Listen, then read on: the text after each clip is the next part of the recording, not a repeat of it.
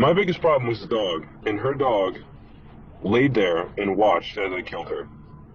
I needed to make it seem like we were better friends than we actually were, so that they wouldn't question my behavior with her. In a shocking story of greed and betrayal, on December 2nd, 2016, 19-year-old Sarah Stern was brutally strangled, killed, and robbed by two of her closest friends. Childhood friends she had known all her life. According to their confessions, Sarah was killed in her home. Her body was put in the trunk of her car and driven out to the river where it was disposed of, and ever since then, her body has yet to be found. But what could have led to such brutality from her closest friends? Why did Sarah's friends kill her? This is the disturbing case of Sarah Stern. Born on March 24, 1997 in Neptune City, located in Monmouth County, New Jersey, Sarah was welcomed into the world as a cherished and long-awaited child. Her birth was particularly significant because her mother faced certain health complications that prevented her from having more children. Consequently, Sarah became the sole recipient of her parents' boundless love and attention. From a very early age, Sarah was showered with the finest gifts and provided with exceptional care.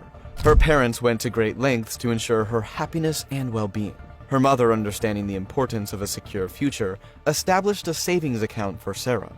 The intention was to provide Sarah with a financial cushion that she could use for any purpose she desired once she reached adulthood. This thoughtful act demonstrated the foresight and profound love her mother had for her, ensuring that Sarah would have the freedom to pursue her dreams and aspirations without having to worry about finances. However, everything took a dark turn for Sarah and her family in early 2013. At just 16 years old, Sarah returned home from a friendly visit only to be confronted with devastating news. Her mother had passed away after a silent and private battle with cancer. This unexpected loss was a crushing blow for Sarah, who had been unaware of the severity of her mother's illness. The news of her mother's passing plunged Sarah into a deep and prolonged depression. The grief and sorrow she felt were overwhelming, affecting her mental and emotional well-being. Her friends and family quickly became concerned about her state, as they noticed significant changes in her behavior and mood. They worried deeply about her ability to cope with such a profound loss and feared for her mental health. Despite their efforts to support and comfort her, Sarah struggled to find a way out of her despair, and her path to healing seemed uncertain. Fortunately, after some time, Sarah gradually found the strength to move on, as she emerged from deep depression.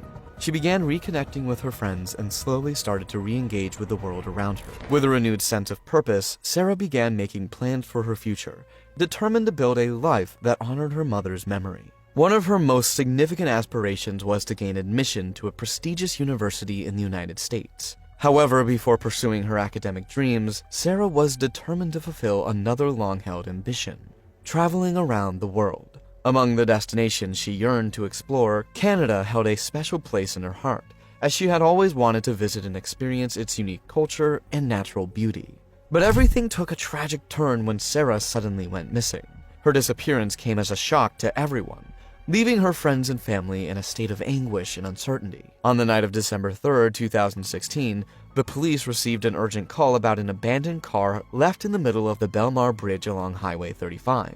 The call came from a concerned taxi driver who had been on his way home when he spotted the vehicle parked at the side of the road. There was no sign of the owner anywhere nearby, which immediately raised his suspicions. The taxi driver, aware of the troubling reputation of the bridge as a site for suicides, feared the worst. He suspected that the car's owner might have come to the bridge with the intention of jumping, a tragic and unfortunately common occurrence in that area.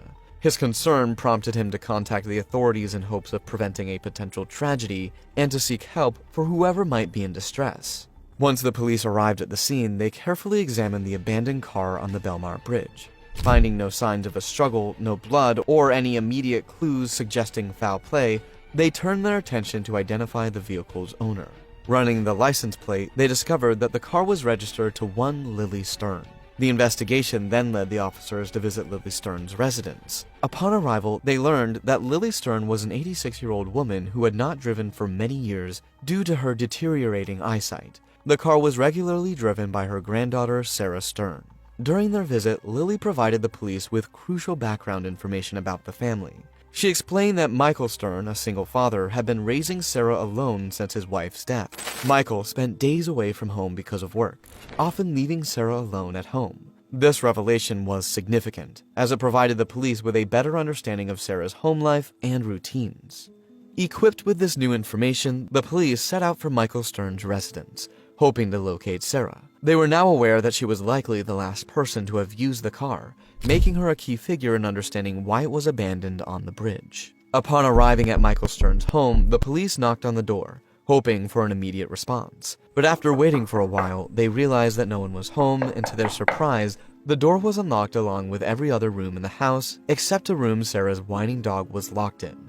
But there was no sign of anyone at home. The pursuit of the truth about what happened to Sarah led the police to reach out to her friends and classmates. That's when they met Liam McAtasney and Pristine Taylor, Sarah's childhood friends. Sarah, Preston, and Liam spent most of their days together and knew almost everything about each other. When they were questioned by the police about the whereabouts of Sarah Stern, they pointed out the fact that despite her recent changes, she had still been showing some signs of depression and possible self-destruction, pointing to the idea that Sarah might have jumped off the bridge and ended her life. Liam even went ahead to suggest that she might have fled to Canada without telling anyone, with the mindset that all her sorrows would disappear once she got there. But that theory was quickly dismissed by the police because her passport was still at her house and there was no way she could have left the country without it. Left with the option of a possible suicide, the police decided to run a thorough search around the bridge and in the water, hoping to find Sarah's body. On hearing this, Sarah's two closest friends immediately joined the search and urged more people to join in so they could find Sarah's body. But even after many divers went in and over 150 people searched the water sides, there was no sign of Sarah anywhere, leaving the police and Sarah's family to wonder if Sarah Stern was really dead. With no other leads to follow, the police had no other choice but to go back to the drawing board. They later realized that one of Sarah Stern's friends, Liam, was way too cooperative during the investigation, and while being interrogated, his behavior felt almost perfectly scripted, which led the police to re-add him to their list of suspects and interview him a few more times, hoping to find out something new. During the course of the investigation, they found out that the day before Sarah went missing, she and Liam were spotted by a security camera as they were entering the bank. When Liam was asked about that, he casually said that Sarah had some cash in the bank and needed to make a withdrawal. But when he was asked why he didn't mention that detail in the past interviews, he just said it was something personal and he did not think the police would need to know about that. Despite coming this far, the police did not have any leads or evidence that pointed towards the whereabouts of Sarah Stern, coupled with the known fact that as more time passed, the harder it became to find clues. But soon, things took a turn for the better when a character named Anthony Curry came into the mix. Anthony was a friend of both Liam and Sarah Stern. Fortunately for the police, Anthony Curry voluntarily came to them with a story that would immediately pique their interest. Anthony, who was into film production and videography, told the police about an interesting story Liam McAtasney shared with him just weeks before Sarah Stern vanished. The story was about a young girl who had inherited a lot of money from her parents. In the story, the girl shared the secret with her close friends, and immediately they found out they wanted the money for themselves. So they carved out a perfect plan, and when they were alone with her, they strangled and killed her, took the money, and threw her body down a bridge. Anthony said he didn't think much of the story until the recent incident concerning Sarah. In fact, he thought it was a pretty creative and brilliant story to tell in a movie. But after his friend Sarah disappeared, he thought it was worth mentioning to the police. After the police heard what Anthony said, they thanked him, but asked for one more favor from him. They asked if he could meet up with Liam McAtasney one more time in a car with cameras and mics installed, and make him talk. Though Anthony Curry was not sure if he could do it, he agreed to give it a try as long as it would help get justice for Sarah Stern. Just as planned, Anthony Curry called Liam out to his car and told him he would like to work on a movie with him. But the cameras needed for that movie were way too expensive. To his surprise, Liam came with an envelope that contained about $2,000. When Anthony asked him where he got it from, he carelessly said that he got it from Sarah's house, adding that the dead do not need money. This statement completely shocked Anthony, so he continued to inquire about what he meant by that. Finally, and to the surprise of Anthony, Liam McAtasney opened up and explained in detail how he convinced Sarah to withdraw all the money her mother left for her from the bank, and when he was alone with her, he brutally strangled her for 30 minutes straight. Yeah, I got the FBI on my ass, dude. What are they questioning? Oh yeah, a lot. About what? About killing Sarah. I pretty much hung her, like, I picked her up and had her just like dangling off the ground, and she just pissed herself and you lose control of your said my power. name, and then that was it. And it took me a half an hour to kill her. I thought I was going to be able to choke her out and have her out in like a couple minutes. He explained how her dog just watched him do it, and after the deed, he needed to get to work, so he called Preston Taylor to help dispose of the body. She goes to walk out the front door. I choke her out, drag her. My biggest problem was the dog, and her dog laid there and watched as I killed her. Didn't do anything. Her fucking dog. What kind of dog? Yeah, what kind of dog is that? I choke her out, drag her into the back, put her in a bathroom, and then I had to go straight to work. So Preston came over, took the body, put it in the bushes, and then I was at work. I had a full night of work, except I left work a couple times, which looks sketchy. Before Preston arrived, he left for work and instructed Preston to enter through the back door to avoid the security cameras from capturing him, and Preston did just that. With his detailed confession now on record, the police came to the scene and arrested Liam McAtasney. They later found and arrested Preston Taylor as well. The arrest of Liam McAtasney and Preston Taylor in February 2017 was the beginning of a complex legal journey in the case of Sarah Stern. Following their arrests, a series of court cases and hearings unfolded, each step bringing new revelations toward the pursuit of justice for Sarah Stern. Following their arrest, Liam McAtasney was charged with first-degree murder, robbery, and other related offenses. Preston Taylor faced charges of desecration of human remains, conspiracy, and hindering apprehension. Preliminary hearings saw the prosecution present critical evidence, including Liam McAtasney's recorded confession where he detailed the murder and robbery plot. The defense argued for dismissal, citing a lack of direct evidence, but their efforts were unsuccessful. In April 2017, a grand jury indicted both McAtasney and Taylor on multiple charges. McAtasney faced additional charges of felony murder and conspiracy, while Taylor was indicted for his role in helping to dispose of Stern's body. These indictments set the stage for the pre-trial phase, where both sides prepared for the upcoming legal battles. Throughout 2018, several pretrial motions were filed by the defense. Among these were requests to suppress the recorded confession and to change the trial venue due to the extensive media coverage surrounding the case. The judge denied both motions, ruling that the confession was admissible in maintaining the trial location. These rulings were pivotal, as the confession was a critical piece of evidence for the prosecution. The trial of Liam McAtasney, held from January to February 2019, was a pivotal event in the pursuit of justice for Sarah Stern. This high-profile case drew significant media attention and community interest, as it involved the tragic death of a young woman and the betrayal by someone she considered a close friend. Sarah was brutally murdered by her friends, simply because she was rich. The prosecution presented a meticulously constructed case against Liam McAtasney, centered around a combination of direct evidence, witness testimonies, and forensic analysis. The key to their argument was a secretly recorded video confession made by McAtasney to an informant, Anthony Curry. In this recording, McAtasney chillingly details the premeditated nature of his plan to murder Sarah Stern. He described how he strangled her in her home, the subsequent robbery, and the disposal of her body off the Belmar Bridge. Prosecutors also called several friends and associates of McAtasney to the stand, including Preston Taylor, McAtasney's alleged accomplice. Taylor provided a comprehensive account of the crime, corroborating many details from McAtasney's confession. He testified about the meticulous planning that went into the crime, the execution of the murder, and the efforts to dispose of Stern's body. Taylor's testimony was particularly damning, as it highlighted McAtasney's motives and actions in a clear and coherent narrative. Forensic evidence further bolstered the prosecution's case. Investigators detailed their findings from Sarah Stern's car, abandoned on the Belmar Bridge. Although no one was ever recovered, evidence suggests that the car had been staged to make it appear as if Stern had committed suicide. The absence of significant forensic evidence in the vehicle itself pointed to a well-thought-out plan to avoid leaving traceable DNA or other incriminating materials. The defense faced an uphill battle, focusing primarily on discrediting the prosecution's key pieces of evidence. Central to their strategy was the argument that McAtasney's confession was coerced and should not be considered reliable. They claimed that the informant Anthony Curry had pressured McAtasney into making the statements, possibly exaggerating or fabricating details to secure a conviction. The defense suggested that Curry's involvement was motivated by personal gain or a desire to assist law enforcement for his own benefit. Additionally, the defense emphasized the lack of physical evidence directly tying Liam McAtasney to the murder. They argued that without Sarah Stern's body or direct forensic links, the case against McAtasney was largely circumstantial. The defense sought to cast doubt on the reliability of the testimonies, particularly that of Preston Taylor, questioning his credibility and motives given his plea deal in exchange for a reduced sentence.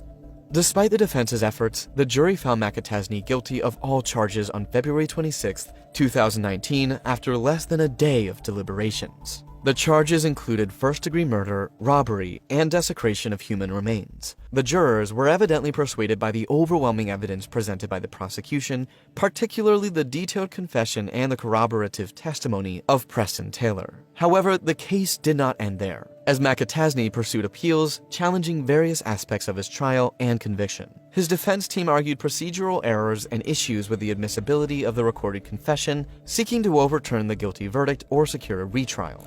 Preston Taylor explained that Sarah Stern's inheritance, which Liam McAtasney mistakenly believed to be $100,000, was significantly less than that. Nonetheless, driven by his erroneous assumptions and the lure of quick wealth, Liam McAtasney began to devise a plan to steal the money for himself. The full extent of his cold-blooded intentions was laid bare during the trial, revealing a meticulously plotted crime that had been in the works for months. The trial exposed Liam McAtasney's elaborate scheme, rooted in his belief that Sarah's inheritance represented a substantial fortune. This belief, though incorrect, fueled his desire to obtain the money through any means necessary. Testimonies and evidence presented during the proceedings exposed how Liam McAtasney had been planning the crime well in advance, demonstrating a chilling level of premeditation.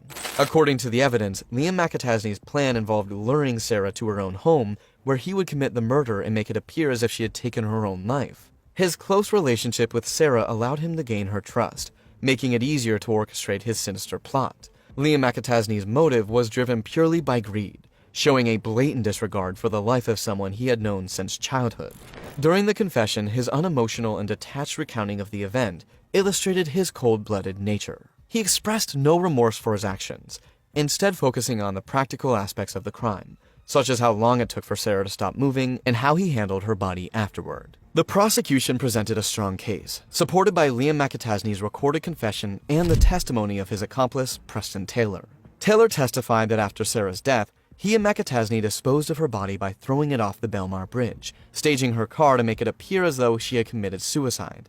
This testimony corroborated McAtasney's own account and painted a clear picture of their collaborative efforts to cover up the crime. Additionally, the prosecution introduced forensic evidence that, while not directly tying McAtasney to the physical act of murder, supported the narrative of premeditation and meticulous planning. The absence of defensive wounds on Sarah and the state of the crime scene indicated that she had been taken by surprise, further confirming the calculated nature of McAtasney's actions. The detailed recounting of the murder and the evidence of McAtasney's lack of remorse had a profound impact on the jury. The prosecution's presentation left little doubt about Liam McAtasney's guilt and the monstrous nature of his crime.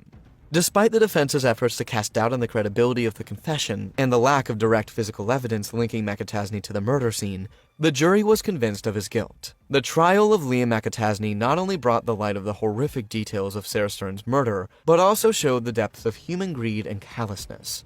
Liam McAtasney's belief in a non-existent fortune led him to commit an unthinkable act against someone he had known and trusted for years. The meticulous planning and brutal execution of the crime, as revealed during the trial, painted a picture of a young man driven by greed and devoid of empathy. The entire court watched the clip where Liam McAtasney narrated how, after killing Sarah, he called Taylor to assist with disposing of her body. They moved her body into her car and drove it to the Route 35 bridge in Belmar, a location chosen for its potential to make Sarah's death look like a suicide. There, they threw her body over the bridge into the Shark River, hoping that it would never be found. The duo then abandoned Sarah's car on the bridge with the key still inside to further support the suicide ruse. During the trial, McAtasney's defense argued that the recorded conversation was a work of fiction, suggesting that McAtasney was merely boasting about a crime he did not commit. However, the jury was not convinced by this argument. The combination of McAtasney's recorded confession, Taylor's testimony, and other circumstantial evidence painted a damning picture. Despite the defense's efforts, McAtasney was found guilty on all counts, including first-degree murder, robbery, desecration of human remains, and conspiracy. In June 2019, Liam McAtasney was sentenced to life in prison without the possibility of parole, plus an additional 10 years for the other charges.